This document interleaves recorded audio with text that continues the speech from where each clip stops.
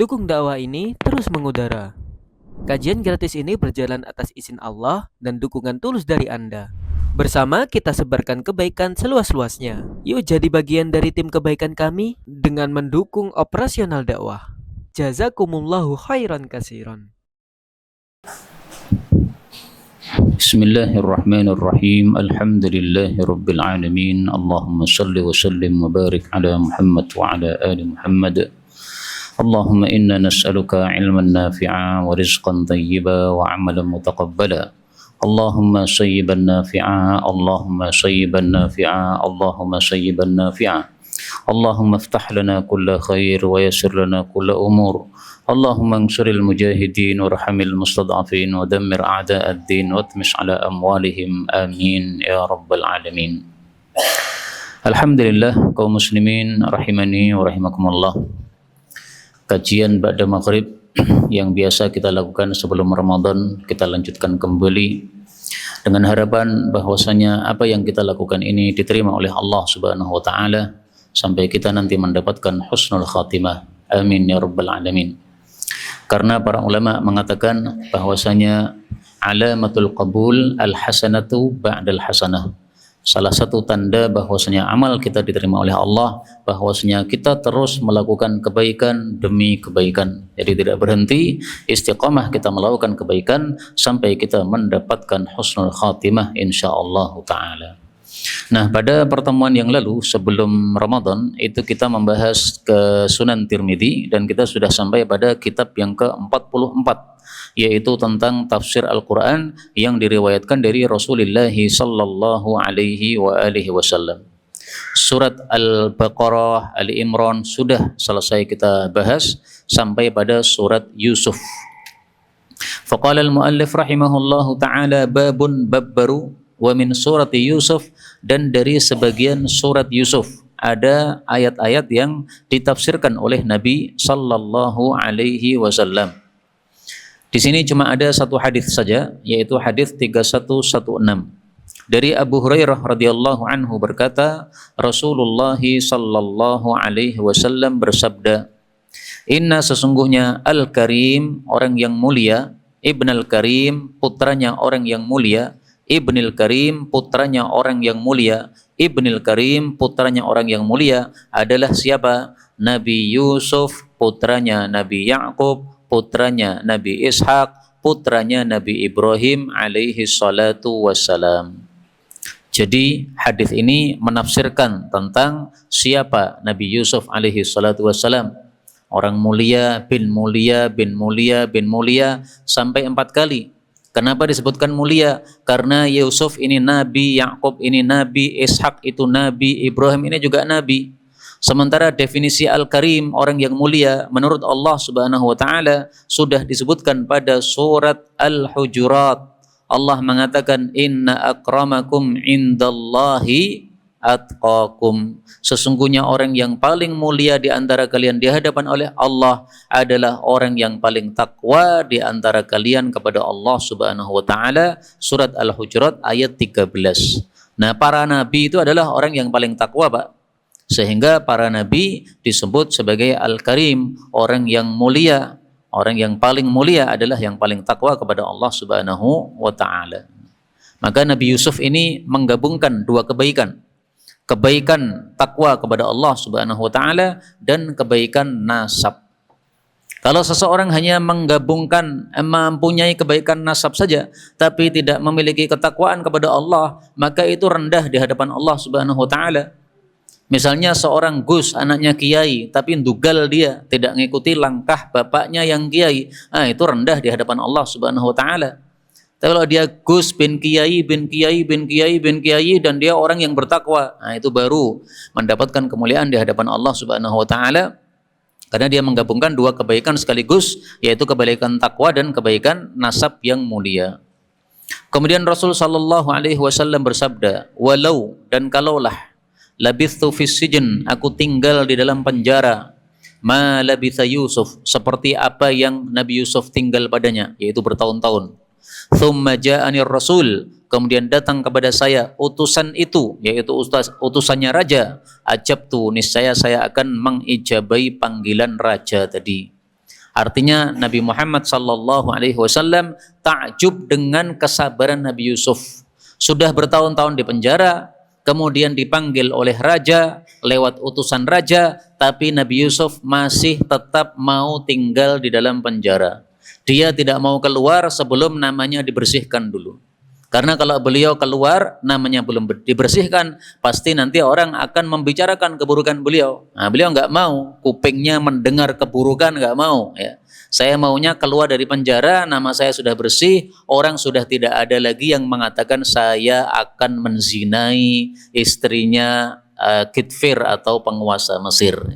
Nah, maka ini kesabaran Nabi Yusuf alaihissalam. Kalau Nabi Muhammad mengatakan, andai saya yang di penjara, sudah bertahun-tahun saya di penjara, kemudian dipanggil oleh raja, metu langsung aku, ya, kesuwen, ya, karena sudah lama berada di dalam penjara. Ya. Ini bukan berarti bahwasanya Nabi Yusuf lebih sabar daripada Nabi Muhammad sallallahu alaihi wasallam, bukan, ya. Tapi maksudnya adalah ini takjubnya Nabi Muhammad sallallahu alaihi wasallam terhadap kesabaran Nabi Yusuf sehingga beliau mengucapkan kata-kata seperti ini. Tsumma qara'a, kemudian Rasulullah membaca ayat yang menjelaskan tentang Nabi Yusuf dipanggil raja tadi. Falamma ja'ahu ar-rasulu qala irji' ila rabbika fasalhu ma balun niswati allati qatta'na aydiyahunna.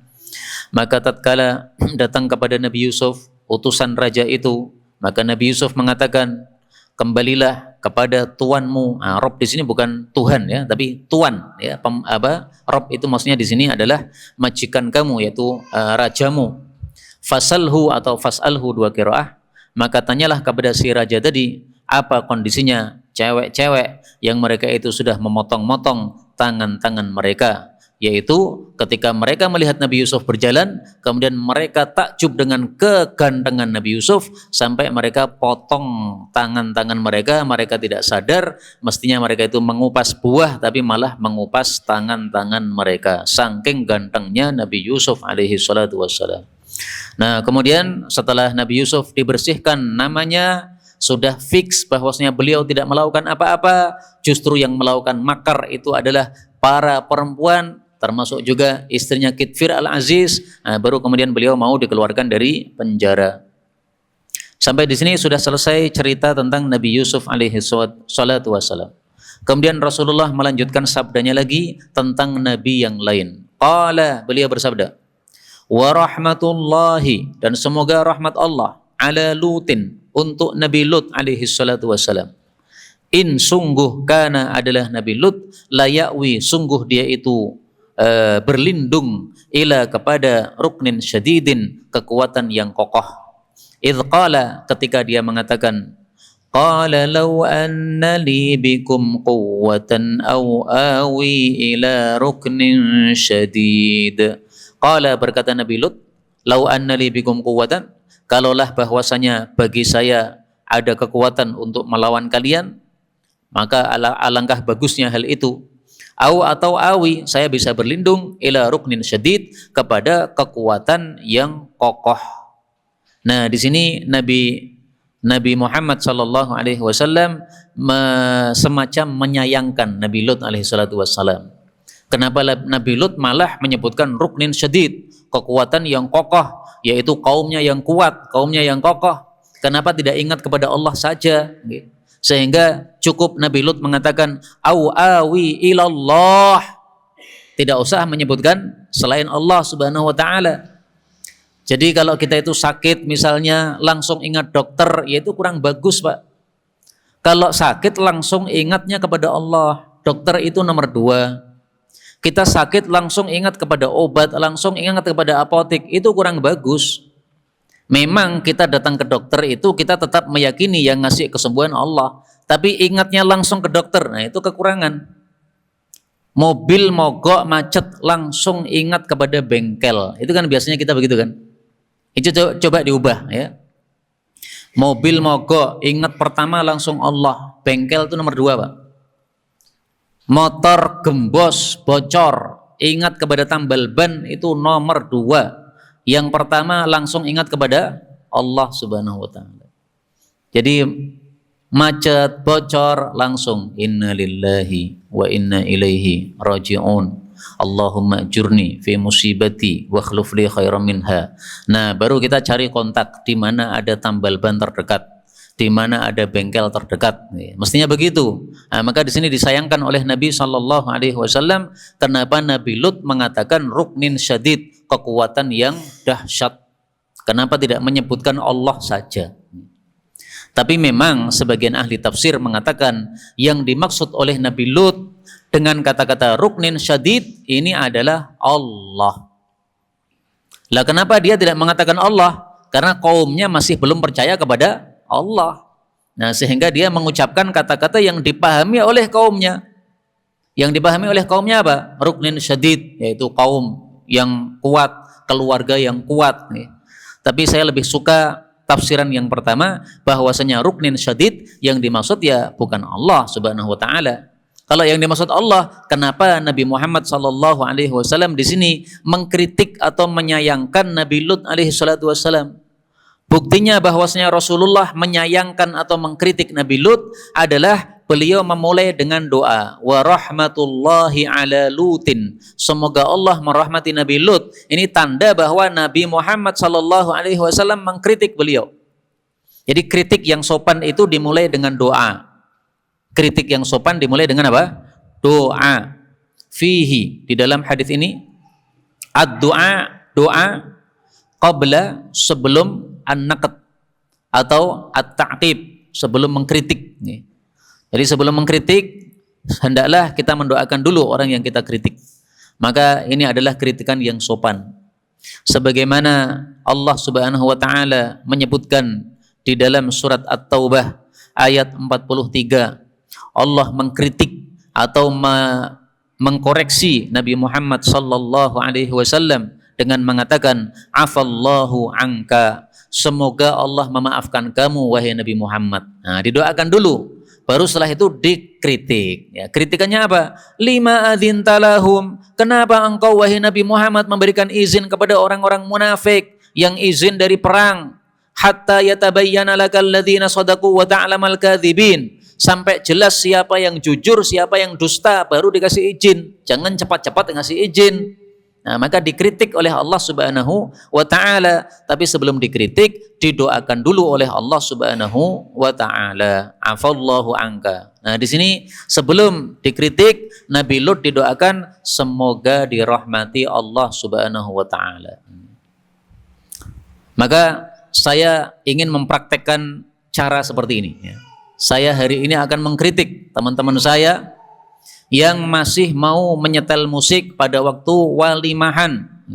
Maka saya doakan kepada mereka, rahmatullahi ala ashabi, semoga Allah merahmati kepada sahabat-sahabatku, demikian juga kepada ustadz-ustadzku, demikian juga kepada teman-temanku yang mereka masih mau mendengarkan musik, kupingnya itu, padahal musik itu adalah haram menurut ijma' kesepakatan salaf.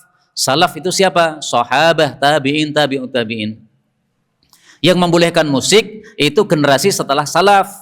Adapun generasi salaf, mereka ijma' sepakat musik haram. Kecuali rebana, gitu. Nah, maka silakan kalau mau buat walimah, pilih nyanyian yang musiknya rebana saja. Rebana, ya. Tidak usah pakai seruling, tidak usah pakai gitar, guang kabeh itu gitar seruling itu. Memang kita mau keluarga kita menikah tidak dapat berkah gara-gara dimulai pernikahannya dengan sesuatu yang haram. Kalau mau tidak berkah ya silahkan lanjutkan. Tapi saya sudah doakan dulu sebelum saya mengkritik teman-teman tersebut. Kemudian Rasul sallallahu alaihi wasallam bersabda, "Fama ba'atsallahu", lalu tidaklah Allah mengutus mim ba'dihi, setelah Nabi Lut, nabiyan, seorang nabi pun, illa, kecuali fi dzirmatin, pada sesuatu yang banyak, min qaumihi, dari kaumnya. Dzirwah itu artinya puncak, ya. Puncak maksudnya apa? Banyak. Nah, jadi setelah itu setiap nabi diutus pasti kaumnya banyak, supaya tidak ada seorang nabi yang mengucapkan seperti ucapan Nabi Lut, seandainya saya bisa berlindung kepada kekuatan yang banyak, yang kokoh, maka saya akan berlindung kepada mereka. Supaya tidak ada lagi nabi yang ngomong seperti itu tadi. Kemudian hadis ini diriwayatkan dengan dua lafal. Lafal yang pertama adalah zirwah, pakai zal, yang artinya puncak.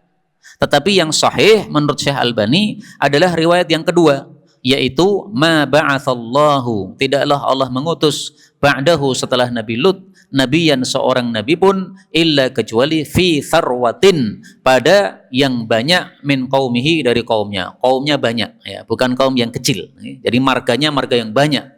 Misalnya kalau orang Jawa itu katanya banyak, nah, berarti marga Jawa dia, sehingga apa? Banyak penolongnya karena dia dari marga yang banyak. Qala Muhammad bin Amr, berkata Muhammad bin Amr perawi hadis, as-sarwah, yang dimaksud sarwah itu adalah al-kasrah, banyak, kaumnya banyak, wal mana'ah, dan kokoh, kaumnya kokoh. Dan ini lafal yang kedua lebih sahih daripada riwayat yang pertama tadi, dan ini hadisnya hasan. Jadi lebih bagus riwayat yang sarwah pakai sa yang artinya banyak daripada riwayat yang zirwah pakai zal yang artinya puncak. Tapi maksudnya sama ya. Kalau disebut puncak itu berarti karena apa? Kuat atau kokoh atau banyak tadi. Sampai di sini sudah selesai tafsir surat Yusuf. Kita lanjutkan babun bab baru wa min suratir Ra'd, dari surat Ar-Ra'du. Untuk surat Ar-Ra'du hanya ada 2 hadis. Yang pertama 3117 dari Ibnu Abbas radhiyallahu anhuma, dia berkata, Akbalat, telah datang Yahudu, orang-orang Yahudi kepada Nabi sallallahu alaihi wasallam. Lalu mereka Yahudi mengatakan, Ya Abul Qasim, wahai Abul Qasim. Ini kunyahnya Nabi Muhammad sallallahu alaihi wasallam, karena Qasim ini adalah anak pertama Nabi Muhammad sallallahu alaihi wasallam. Akhbirna, tolong kabarkan kepada kami, anir ra'di, tentang ar-ra'du. Ma huwa, apa sebenarnya ar-ra'du itu? Ar-ra'du itu seringkali diartikan guntur, yaitu suara yang sering kita dengar ketika ada hujan, kemudian ada petir, nah ada suara itu disebut ar-ra'd. Qala, maka Rasulullah sallallahu alaihi wasallam bersabda, Ar-Ra'du adalah malakun, seorang malaikat, minal malaikati, dari kalangan malaikat-malaikatnya Allah subhanahu wa ta'ala. Muwakkalun, dia itu dipasrai, bis sahabi, terhadap awan. Jadi dia mengurusi awan. Jadi malaikat itu masing-masing punya tugas, Pak. Ada malaikat mengurusi gunung, ada malaikat mengurusi laut, ada malaikat mengurusi awan, ada malaikat mengurusi hujan, dan sebagainya. Ma'ahu, bersama malaikat tadi, makharik, ada pukul-pukul min narin, dari api. Yasuqu biha, dia menggiring dengan pukul-pukul tadi, as-sahaba, akan awan, haitsu, ke arah, sya'allah, yang dikehendaki oleh Allah subhanahu wa ta'ala. Jadi awan berjalan itu karena digiring oleh malaikat, Pak. Jadi bukan sakar PDW, bukan. Maka ada malaikat yang tukang mengurusi awan. Awan ini tadi digiring oleh malaikat Ar-Ra'du ke Solo. Akhirnya terjadi hujan. Nah itu karena disuruh oleh Allah subhanahu wa ta'ala. Faqalu, maka mereka Yahudi bertanya, Fama hadha saut, maka apa suara ini, alladzi nasma', yang kita dengar. Jadi ketika ada hujan, ketika ada awan berjalan, kok ada suara guntur itu tadi, itu apa itu? Qala, Rasulullah sallallahu alaihi wasallam bersabda, zajratun, itu adalah herdikan, bis sahabi, terhadap awan. Idza zajarahu, ketika malaikat ar-ra'du tadi menghardik dia, hatta yantahiya, sehingga dia pun berhenti, ila haitsu umira, ke arah yang dia disuruhkan. Nah, jadi ketika dicambuk atau dipukul itu terdengar suara tadi, ayo melaku. Nah, kemudian suara guntur itu yang keluar. Itu suaranya malaikat, Pak. Jadi ternyata selama ini kita bisa mendengar suaranya siapa? Malaikat. Tapi bukan malaikat Jibril, Pak. Malaikat Ar-Ra'du. Suaranya apa? Nah, suara guntur itu yang kita dengar. Bladak. Nah, itu adalah suaranya malaikat tadi ketika dia zajar, dia apa? Menghardik malaikat tadi. Qalu, mereka menjawab, Shadaqta, kamu benar. Kok bisa Yahudi mengatakan kamu benar? Karena tentang malaikat Ar-Ra'du ini sudah ada dalam kitab mereka, kitab Taurat. Kalau dalam Injil ya mungkin juga ada kitabnya orang-orang Nasrani. Tapi kalau ini yang tanya adalah orang-orang Yahudi. Lalu mereka bertanya lagi, tolong kabarkan kepada kami tentang apa yang diharamkan oleh Israel, yaitu Nabi Ya'qub, ala nafsihi, terhadap dirinya sendiri. Perhatikan, Pak, Israel itu nama Nabi Ya'qub alaihi salatu wassalam. Israel artinya Abdullah, hamba Allah. Ismu Ya'qub itu adalah namanya Nabi Ya'qub alaihi salatu wassalam. Jadi Nabi Ya'qub punya dua nama. Ya'qub apa Ishak ya? Malah lali kalau. Mestinya Nabi Ya'qub ya. Coba kita lihat ayatnya ya. Harrama Israil. Ini ayatnya. Kullu ta'ami kana hillal li bani Israil illa ma harrama Israilu ala nafsih. Setiap makanan adalah halal untuk Bani Israel selain apa yang diharamkan oleh Israel terhadap dirinya sendiri. Ini surat Ali Imran ayat 93. Ini yang ditanyakan oleh orang-orang Yahudi tadi. Nah, kita lihat dalam tafsir Ibnu Abi Zamanin.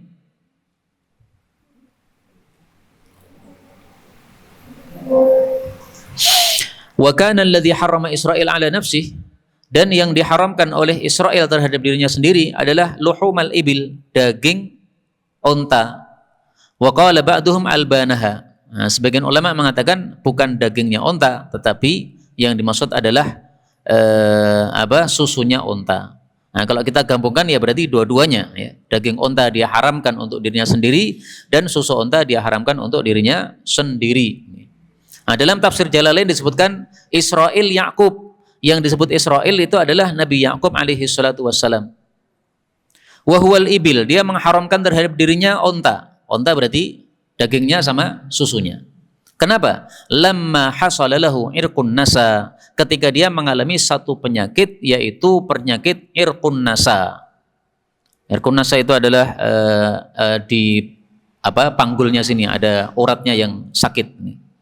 Fanadhara, maka beliau bernadar, in syufya, kalau sembuh dari irqun nasa, la yakuluha, dia tidak akan makan lagi daging onta. Fahurrima alaih, akhirnya kemudian Allah pun mengharamkan terhadap beliau alaihi salatu wassalam, Nabi Ya'qub alaihi salatu wassalam, untuk makan daging onta tadi.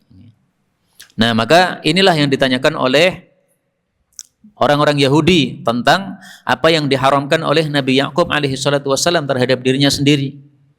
Nah, jadi Israil itu sebenarnya adalah nama Nabi Ya'qub.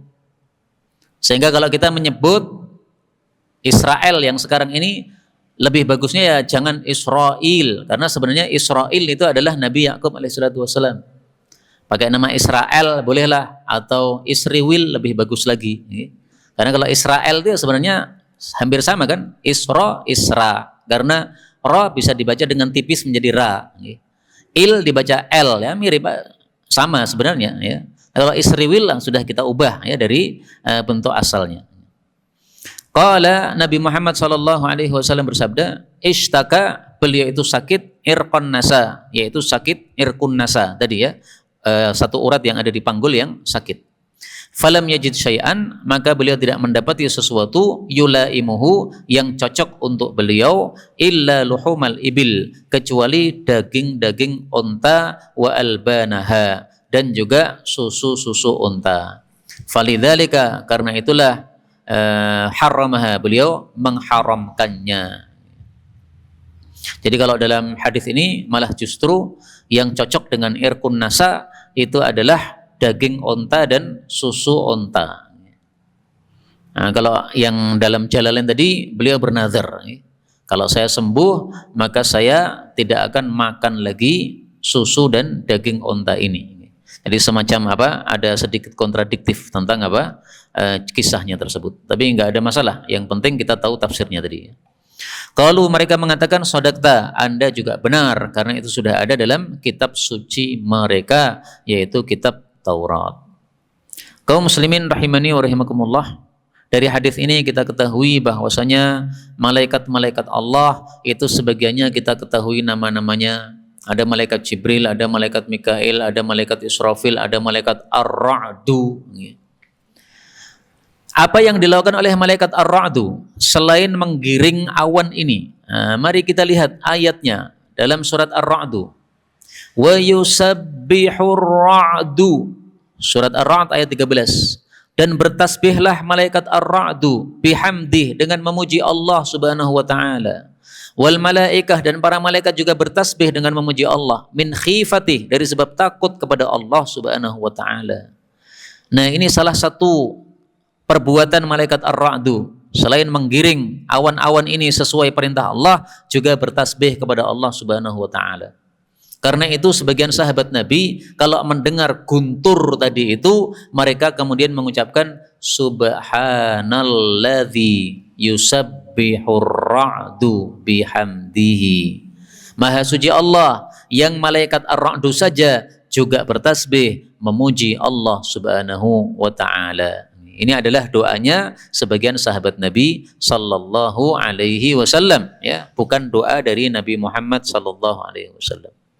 Adapun doa yang terkenal di TPA, yaitu kalau mendengar guntur kita mengucapkan Allahumma la taqtulna bi ghadabika wa la tuhlikna bi adzabika. Nah, itu adalah hadis yang dhaif. Tapi kalau diamalkan bagaimana? Ya boleh saja, karena cuma fadilah amal, tapi jangan meyakini sebagai sunnah Nabi sallallahu alaihi wasallam.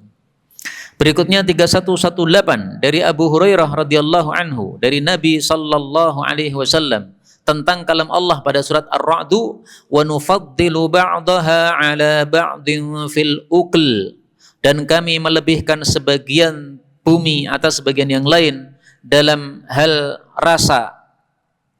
Ba'daha ini kembali kepada bumi atau kepada buah, ya? Coba kita lihat lagi, ya. Ayat 13 nih. Oh, kok 13? Ayat 4. Ayat 4 Allah Subhanahu wa taala mengatakan yusqa bima'in wahid. Yusqa, bumi itu diberi minum, diberi air, bima'in wahid, dengan air yang satu, yaitu adalah air hujan sama. Wa nufaddilu ba'daha 'ala ba'din fil ukul, tapi kami lebihkan sebagiannya atas sebagian yang lain dalam hal rasanya. Nah, ini berarti yang dimaksud adalah hasil dari bumi, ya. Karena sebelumnya disebutkan oleh Allah Subhanahu wa taala jannatun, kebun-kebun, ya, min a'nab, dari anggur, kemudian ada zar'un, tanaman bawah seperti padi, ada nakhilun, yaitu pohon kurma, sinwan wa ghairu sinwan, baik yang bercabang maupun yang tidak bercabang. Nah, maka ini rasanya berbeda-beda. Contohnya apa rasanya berbeda-beda itu? Nah, ditafsirkan oleh Nabi sallallahu alaihi wasallam. Ad-daqal, ada kurma daqal. Wal farisi, ada kurma farisi, Persi. Wal hulwu, ada yang manis. Wal hamid, ada yang asam. Ad-daqal itu apa, Pak? Ad-daqal itu kurma yang jelek atau kurma yang kurang kurang mantap rasanya. Ketika kita mengatakan jelek, ini bukan berarti kita mencela ciptaan Allah Subhanahu wa taala, bukan, ya. Tapi maksudnya memang penyebutannya seperti itu. Ad-daqal radi'ut tamri wa yabisuh. Yang disebut daqal itu adalah kurma yang jelek dan yang kering. Wal farisi nau'un minat tamri. Adapun farisi itu adalah satu macam kurma. Ketika disebutkan farisi ini berarti maksudnya adalah kurma yang bagus. Karena tadi sudah disebutkan kurma yang jeleknya. Jadi kurma Persi termasuk kurma yang bagus. Dan saya jadi teringat sekarang, Pak. Sekarang Iran kan lagi perang dengan Israel atau Amerika. Nah, maka orang-orang Persi, orang-orang Iran itu memang orang-orang Persi mereka. Keturunannya itu marganya marga Persi. Dan orang-orang Persi memang punya kelebihan yang disebutkan oleh Nabi sallallahu alaihi wasallam. Sehingga kalau orang Jawa dibandingkan orang Persi kalah, Pak. Kalah dari sisi kelebihan yang disebutkan oleh Nabi sallallahu alaihi wasallam. Apa kelebihannya orang Persi? Rasul sallallahu alaihi wasallam bersabda tentang orang-orang Persi, lana lahu rijalun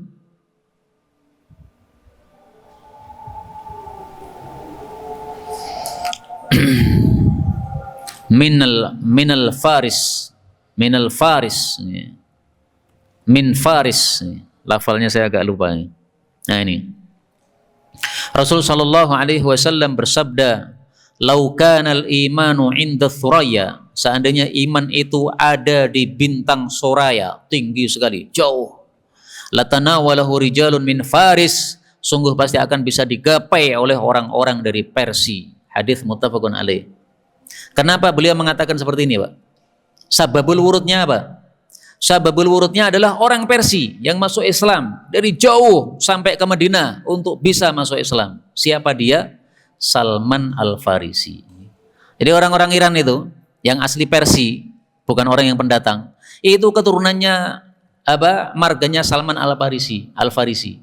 Nah, sehingga kalau Salman itu dia punya kegigihan di dalam kemauan kerasnya, ya, dari Persia sampai datang ke Madinah semata-mata untuk cari iman, cari Islam. Nah, orang-orang Persia sekarang kalau kegigihannya mantap untuk bisa mengalahkan Amerika, ya wajar, Pak. Oh, memang itu kelebihan yang diberikan oleh Allah kepada mereka, ya. Nah, sehingga kita tidak boleh iri kepada mereka, ya. Kemudian iri, kemudian kita mengatakan Persia adalah Majusi, nah, itu karena iri saja, ya. Persia Majusi betul itu dulu, tapi setelah itu kemudian masuk Islam, tapi kemudian setelah itu menjadi Syiah. Nah, Syiah itu masih Islam atau tidak? Masih, tapi sayangnya ahli bid'ah. Lah terus sikap kita bagaimana? Sikap kita ada 3. Kalau kepada orang yang muslim yang baik, maka sikap kita adalah wala, cinta total. Kalau kepada orang kafir seperti Israel sama Amerika, nah, sikap kita adalah bara, berlepas diri total. Kalau dia itu adalah muslim fasik, orang muslim tapi fasik, atau muslim tapi mubtadi, ahli bid'ah, nah, sikap kita digabungkan, Pak, wala wa bara. Sikap kita adalah wala kepada dia karena Islamnya, dan kita adalah bara, berlepas diri kepada dia karena faseknya dan bid'ahnya tadi. Nah, sehingga ketika sekarang Israel perang dengan Iran, kita berpihaknya kemana? Kalau kita berpihaknya kepada Israel, berarti kita menyelisih kaidah ini. Ini kaidah yang dibuat oleh para ulama. Kalau kepada orang kafir itu barok total. Kalau kita berpihaknya kepada Iran, nah berarti sudah sesuai ilmu yang digariskan oleh para ulama ini. Kita berpihaknya kepada Iran, kenapa? Karena muslim. Loh, tapi kan ahli bid'ah. Syiah itu kan bid'ah. Nah, kita barok dari sisi bid'ahnya. Kami berpihak kepada kamu karena kamu muslim. Tapi karena kamu Syiah, kamu sesat. Syiah itu adalah suatu kesesatan dalam agama Islam ini. Kita berlepas diri dari ajaran Syiah kamu. Maka kita doakan mudah-mudahan semua mereka diberi hidayah oleh Allah sehingga meninggalkan kebid'ahan Syiah mereka. Amin ya rabbal alamin. Nah, maka jangan mudah, Pak, diadu domba, ya. Ini Sunni, ini Syiah, nah, sehingga kita tidak berpihak kepada mereka sama sekali, padahal mereka sedang berperang melawan orang-orang kafir. Ya kita tetap berpihak. Kenapa? Karena masih muslim. Adapun tentang kesyiahannya, kebid'ahannya, kita tolak mentah-mentah, total kita tidak mau berpihak kepada mereka. Inilah yang dilakukan oleh saudara-saudara kita di Gaza. Mereka menerima bantuan dari Iran. Kenapa menerima? Ya kan masih muslim. Terus mereka menerima bantuan tapi tanpa syarat. Kami menerima bantuan tapi tidak boleh diberi persyaratan, harus mengikuti Syiah, nggak mau kita. Kita Ahlus Sunnah. Nah, orang-orang mau ngasih bantuan tanpa syarat tersebut. Ini yang ngomong seperti ini bukan saya, ini adalah petinggi-petingginya mereka sendiri yang ngomong begitu. Nah, silahkan dicek di YouTube, banyak sekali tentang videonya para petinggi-petinggi Filistin yang sudah menjelaskan masalah ini. Jadi saya cuma menerukan apa yang ada di video mereka yang mereka rilis sendiri, bukan dari diri saya sendiri. Ini banyak orang tidak paham, Pak, sehingga mereka sesat dalam kasus yang sedang marak sekarang ini, yaitu peperangan antara Islam dengan kafir, tetapi Islamnya di sini adalah diwakili oleh orang-orang Iran. Sebenarnya kita sangat senang seandainya yang mewakili itu bukan Syiah, seandainya yang mewakili kita itu ya Saudi. Tapi Saudi malah salaman karo Amerika. Lah piye iki? Semestinya ahli sunnah itu adalah betul-betul mengikuti sunnah. Tapi ternyata ahli sunnah sekarang hanya mengaku saja kami ahli sunnah, tapi orang ikuti sunnah belas. Bergabung dengan kafir, ini sunnahnya di mana, Pak? Sunnahnya di mana sunnahnya? Kita disuruh menyelisih orang-orang kafir. Bahkan sholat pun kita disuruh pakai sandal. Kenapa? Untuk menyelisih orang kafir. Bahkan jenggot pun kita tidak boleh ngepras. Untuk apa? Nyelisih orang kafir. Bahkan kumis tidak boleh kita panjang-panjangkan seperti Pak Raden. Untuk apa? Supaya menyelisih orang kafir. Ini malah gabung sama orang kafir. Piye-piye. Mumet, Pak. Nah, maka alhamdulillah, mudah-mudahan masih ada negara-negara yang tetap mengikuti sunnah Nabi SAW, dan mudah-mudahan semua orang-orang sesat di antara umat Islam yang bid'ah-bid'ah itu disadarkan oleh Allah sehingga meninggalkan kebid'ahan mereka dan kembali kepada sunnah Nabi SAW. Selesai sudah surat Ar-Ra'du. Bab berikutnya babun wa min surati Ibrahim, dari surat Ibrahim alaihissalam. Ibrahim artinya apa? Kalau Israel tadi artinya hamba Allah. Nah, Ibrahim itu adalah asalnya bahasa Ibrani, artinya dalam bahasa Arab adalah Abun Rahim, bapak yang kasih sayang. Nah, maka Nabi Ibrahim itu adalah seorang yang betul-betul kasih sayang kepada anak-anaknya, juga kepada kaumnya. Karena kaumnya Nabi itu sama dengan anak-anak mereka. Makanya Nabi Lut mengatakan, haula'i banati. Kalau kamu mau menikah, jangan menikah laki-laki dengan laki-laki. Nikahilah kepada banati, anak-anak perempuanku. Yang dimaksud anak-anak perempuan adalah kaumnya. Nah, makanya kaumnya itu dianggap sebagai anaknya sendiri. Sehingga kasih sayang Nabi kepada kaumnya sama dengan kasih sayang bapak kepada anaknya sendiri.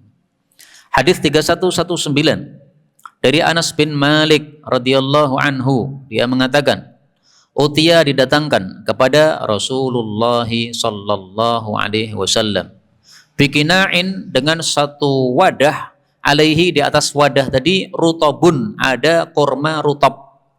Kurma rutab itu adalah kurma yang masih basah, Pak. Kalau dia itu masih basah dan dia masih sepet, itu namanya buser. Kalau sudah manis, namanya rutab. Kina itu apa? Kina itu adalah at-tabak, satu beri, alladzi yu'kal alaih, yang dimakan di atas beri tersebut. Nah, jadi kina ini wadah, kalau bahasa kita ya beri. Jadi biasanya untuk makan berjamaah, ya. Dan memang Rasul SAW sering makan berjamaah bersama para sahabat-sahabatnya, dan ini sekaligus menunjukkan tawadhu'nya Nabi SAW. Ya, tidak merasa sombong untuk mau berjamaah dengan murid-murid beliau. Faqala, lalu beliau bersabda, mathalan kalimatan tayyibatan ka syajaratin tayyibatin asluha thabitu wa far'uha fis sama tu'ti ukulaha kulla hinin bi'ilni rabbiha. Ini surat Ibrahim ayat 25. Ya, boleh disebut Ibrahim, boleh disebut Ibrahim, dua bahasa yang fasih. Allah membuat perumpamaan, yaitu masalan, perumpamaan, kalimatan, satu kalimat, thayyibatan, yang baik. Kalimat itu adalah kasyajaratin thayyibatin, seperti pohon yang subur, yang baik. Asluha, yang pokoknya pohon tadi, thabit, kokoh, ya, nancep di bumi. Wa far'uha, sementara cabangnya itu fis sama, di langit. Berarti artinya pohonnya itu tinggi, menjulang ke atas langit sana. Nah, karena dia itu pohonnya tinggi, menjulang ke sana kemari, maka dia itu tu'ti, memberikan ukulaha, buah-buahnya, kullahinin, setiap tahun, bi'ilni rabbiha, dengan izin dari Allah Subhanahu wa ta'ala. Dari ayat ini kita ambil 3 pelajaran.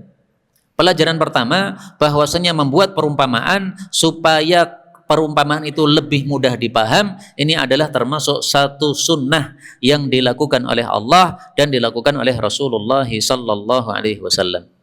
Yang kedua, bahwasanya pohon itu ada bertingkat-tingkat, ya. Ada pohon yang manfaatnya besar, manfaatnya banyak, ada juga pohon yang manfaatnya sedikit, ada juga pohon yang manfaatnya lebih sedikit daripada madaratnya. Misalnya buah talok, ya. Manfaatnya banyak, Pak, dari sisi buahnya, banyak sekali, ramandek-mandek. Hampir setiap saat ada buahnya. Tapi madaratnya juga lumayan. Daunnya itu setiap hari gogrok terus, mengotori halaman rumah kita. Makanya di rumah saya itu kan gang talok 1, Pak, tapi taloknya nggak ada sama sekali. Kenapa? Masyarakat sudah kesel, sudah lelah nyapu godong talok itu. Akhirnya mereka sepakat, kita sembelih saja ini pohon taloknya. Akhirnya ditebang, Pak. Sehingga gang talok itu sama sekali tidak ada pohon taloknya sama sekali. Padahal dulu banyak sekali. Nah, kemudian faedah yang ketiga bahwasanya pohon itu menumbuhkan tumbuh-tumbuhan itu dengan izin Allah Subhanahu wa taala. Jadi tidak bisa menumbuhkan dengan dirinya sendiri. Karena itu kalau kita punya pohon susah tumbuh selain kita berusaha dengan usaha yang normal ya, seperti misalnya katanya dikuliti bagian batangnya itu sebagiannya dikuliti atau dipecoki. Juga kita berdoa kepada Allah Subhanahu wa taala, ya Allah, suburkanlah pohon yang Engkau ciptakan ini, yang Engkau tumbuhkan ini. Jadi jangan hanya ikhtiar saja tanpa doa kepada Allah Subhanahu wa taala, karena Allah itulah yang menumbuhkan pohon-pohon kita itu. Qala, beliau menjelaskan pohon yang dimaksud dalam ayat ini adalah apa? Hiyan nakhlah. Dia itu adalah pohon kurma. Nah, berarti pohon kurma itu manfaatnya sangat banyak. Karena itulah Rasul sallallahu alaihi wasallam bersabda bahwasanya orang beriman itu seperti pohon kurma, kamathali an-nakhlah.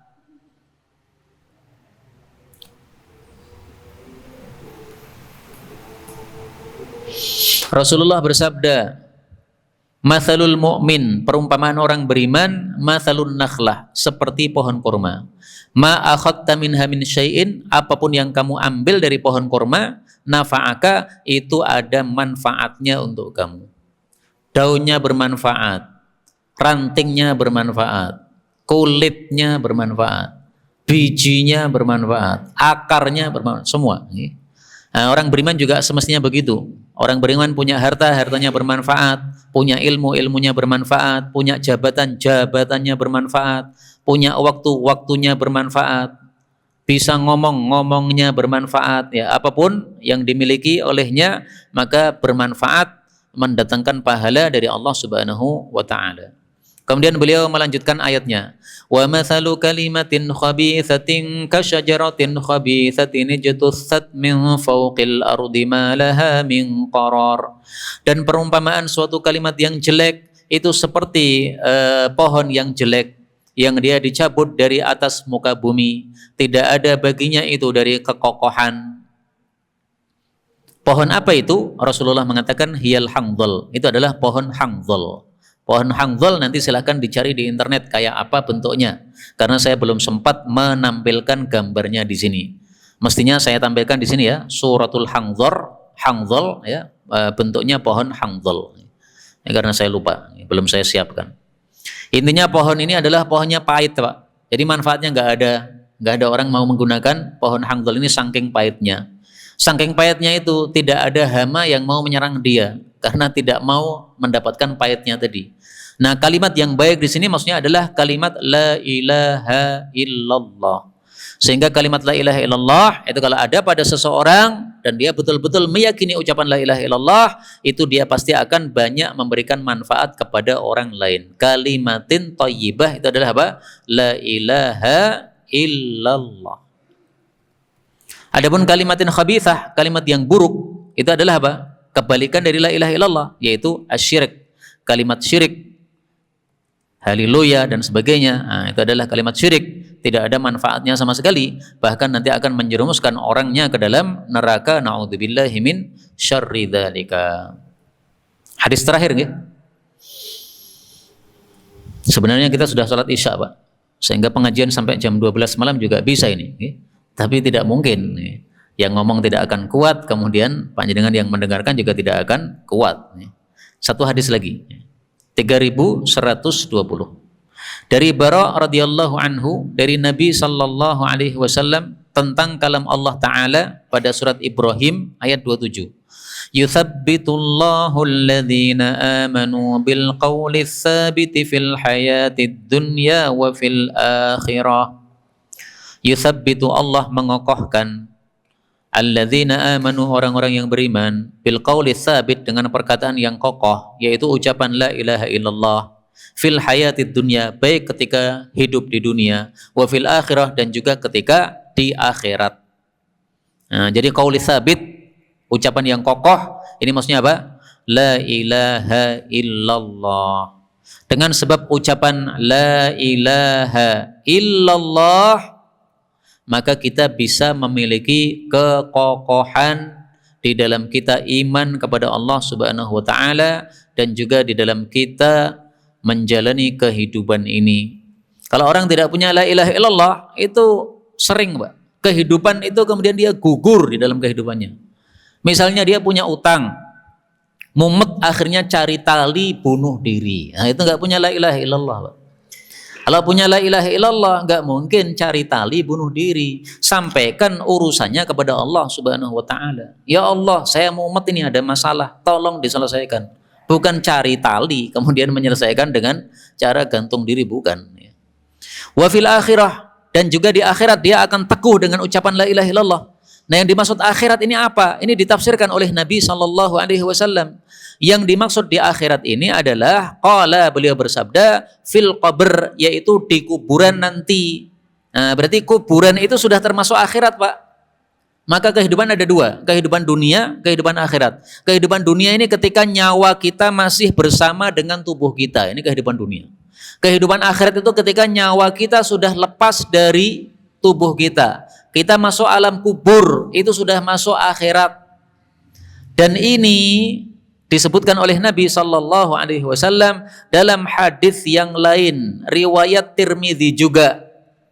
Rasulullah bersabda, "Al-qabr awwalu manazilil akhirah." Tirmidzi yang sudah lewat dulu, nomor 2308. Bahwasanya Rasul sallallahu alaihi wasallam bersabda, "Innal qabra", sesungguhnya kuburan itu adalah awal fase dari fase-fase akhirat. Apabila selamat dari kuburan, maka setelah kuburan lebih mudah. Apabila tidak selamat dari kuburan, maka setelahnya lebih susah lagi. Mudah-mudahan semua kita di dalam kuburannya mudah, sehingga setelah-setelahnya lebih mudah, sampai kita semuanya masuk jannah tanpa hisab, tanpa adab. Amin ya rabbal alamin. Kaum muslimin rahimani wa rahimakumullah, supaya kita itu mudah dalam kuburan kita sudah diajari oleh Nabi sallallahu alaihi wasallam supaya kita setiap malam membaca surat Al-Mulk. Maka siapa yang membaca surat Al-Mulk setiap malam, besok di kuburan surat Al-Mulk akan menyelamatkan dia dari siksa kubur.